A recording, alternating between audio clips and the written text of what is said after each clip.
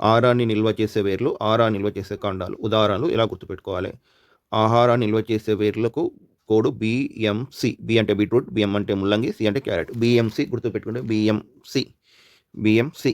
బియ్యము, ఎం ముల్లంగి, బి అంటే బీట్రూట్, సి బిఎంసి క్యారెట్. అయితే మీరు ఈ విధంగా గుర్తుపెట్టుకోకుండా ఒక లాజిక్ పాయింట్ ఉంటుందంటే, మీరు బీట్రూట్, ముల్లంగి, క్యారెట్‌ను ఊహించుకోండి. అవి ఎలా ఉంటాయి? పొడవుగా లేదా అంటే కోణాకారంలో లేదా బొంగరం ఆకారంలో ఉంటాయి.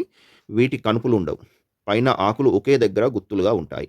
ఈ ఇమాజినేషన్ తోటి కూడా మీరు గుర్తుపెట్టుకోవచ్చు. మాకు ఇవి కోను బొంగరం ఆకారం గుర్తుపెట్టుకోకున్నా, బియ్యంసి గుర్తుపెట్టుకున్నా కూడా మీకు ఇవి గుర్తుకుంటాయి. ఆహార నిల్వ చేసే కాండాలు. చిన్న ఒక వంటగది ఉపయోగించుకోండి. మీరు బంగాళాదుంప కూర వండుతున్నట్టు ఊహించుకోండి. మనం బంగాళాదుంప కూర వండేటప్పుడు ఏం చేస్తామండి? అల్లం, వెల్లుల్లి, పసుపు వేస్తాం.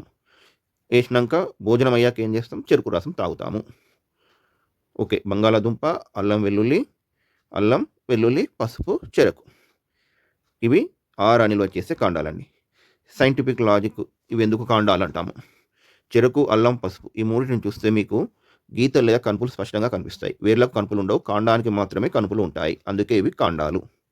భూమిలో పెరిగినా కూడా కాండాలు. కళ్ళు బంగాళాదుంప మీద చిన్న చిన్న గుంతలు ఉంటాయి. అక్కడి నుంచే మొక్క మొలకెత్తుతుంది. ఇలా మొలకెత్తే గుణం కాండానికి ఉంటుంది. పొరలు వెల్లుల్లి, ఉల్లిపాయలో పొరలు ఉంటాయి. కాండ లక్షణం. ఓకే అండి. వేరుకేమో బీఎంసీ బీట్రూట్, ముల్లంగి, క్యారెట్. కాండాలకేమో కోడు మనం బంగాళాదుంప కూర వండేటప్పుడు అందులో అల్లం, వెల్లుల్లి పేస్ట్ మరియు పసుపు వేస్తాము. భోజనం అయ్యాక చెరుకు రసం తాగుతాము. ఇవి గుర్తుపెట్టుకుంటే గుర్తుకుంటాయండి.